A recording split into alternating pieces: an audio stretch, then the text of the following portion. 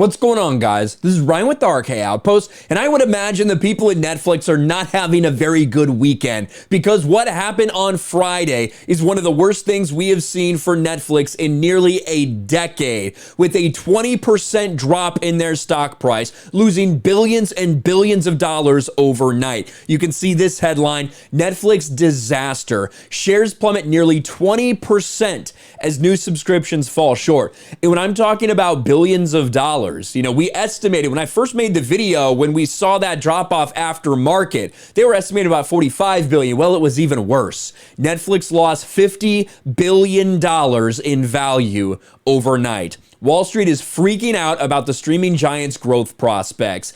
And this is all about what Netflix reported for the fourth quarter of 2021 and what they're expecting for the first quarter of this year. And hidden in there is actually a statement about their growth in America and in Canada. And when you read between the lines, you can see why people are starting to get very, very nervous between the competition with all these different streaming services. And when you look at these numbers and you look at Netflix and you realize that all of their growth is basically outside of North America at this point. They may have tapped out the market in America and Canada, and they are very worried about that. Let's read a little bit more into this. How poorly did Wall Street react to Netflix earnings on Thursday, in which the streaming giant fell just shy of its own subscriber goals, but forecast slower growth going forward?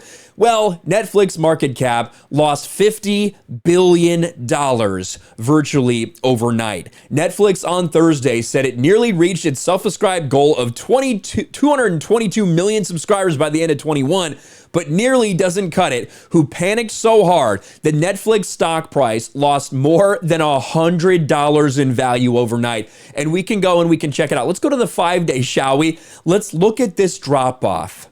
From $508 overnight, we see the drop. It did not recover on Friday, ends up closing at $397, over a 20% drop. The worst thing that Netflix has seen since 2012.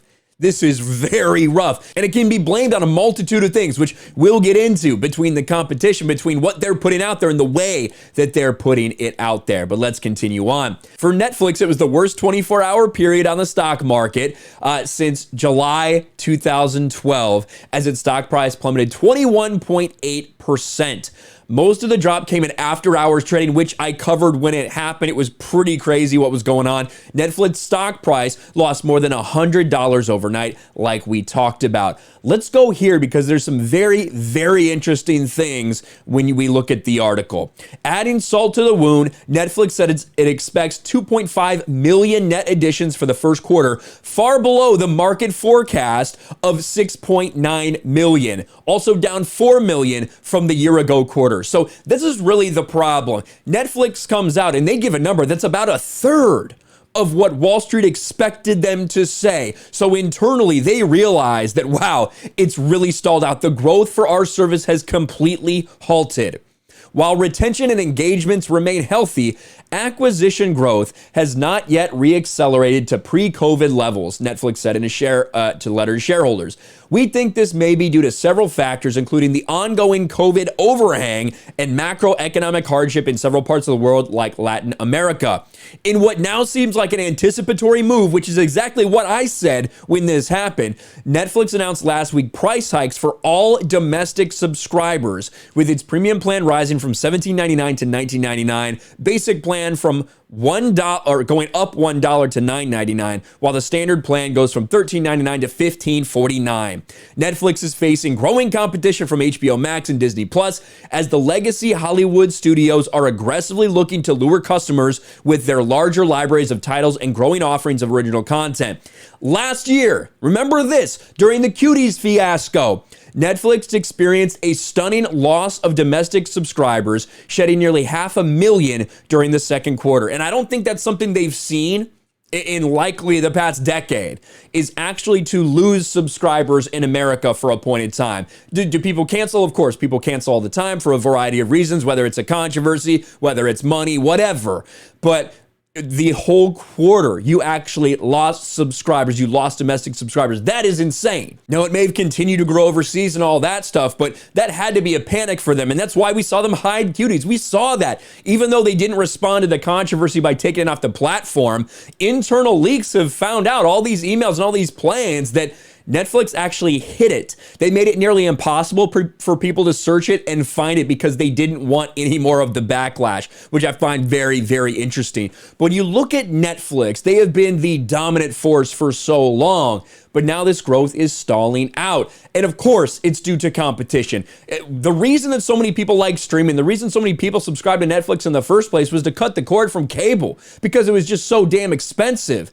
Now we have these streaming services breaking off and taking their IPs, taking their shows and all of this. You got Disney Plus, you have HBO Max, you have Amazon Prime, you have Hulu, you have Paramount Plus, you have Apple TV, and you have Netflix. So of course there's competition, but also nearly all of those other streaming services at this point are dropping things weekly, like traditional TV, whereas Netflix is still going by the binge model. And don't get me wrong, personally, I love the binge model as someone who wants to partake in it, right? The fact that I can watch the entire season of Cobra Kai when it comes out, that's what we want. That's what all of us who are customers want. However, in terms of audience retention, in terms of people's continuing to subscribe to these things, in terms of building hype, you know, instead of talking about Cobra Kai for a week on YouTube, every episode that comes out every week, we could draw that out 10 weeks worth of people being excited and talking about your product and, you know, promoting your product if they like it. I think that is probably going to be something Netflix has to look at. I know I don't personally like it, but if I'm talking about from a business perspective, I think that's one of the advantages that the other places are looking at, because they know that someone can't just, when the first episode of Boba Fett drops, they can't just subscribe to Disney Plus for a week and watch everything. They have to wait till all the hype is over. You know, you got the FOMO. So I really think Netflix might look at things after this. I think this, more than anything, was a correction. I think their stock was definitely overinflated based on the expectations people had. But this has to be a wake-up call for everyone who's a big decision maker at Netflix, and also for the rest of the streaming services. You might think this would excite them that Netflix is stalling out, that it makes them think that, oh, they're getting a bunch of their subscribers. No, Disney Plus numbers are not looking good either. So it's probably not good news for them to know that that might be the cap. That might be as high as we can go. But what do you guys think? Let me know what you think about the entire thing about Netflix. Do you think it has anything to do with the fact that they have just focused so much on identity politics in recent years? I think a lot of people think that's a big key reason as well. Makes it easier for people to just, you know, cancel that subscription and move on to something else. Let me know in the comments below. Smash a like button, subscribe to the channel, ring the bell for notifications, share this video out there, and I'll talk to you later. Thanks for watching, everyone. And a huge shout out to my patrons. I appreciate you guys so much. Want to follow me on Twitter or Instagram? Check out the description below. You'll find links to my PO box and my Patreon as well. And I'll talk to you guys later.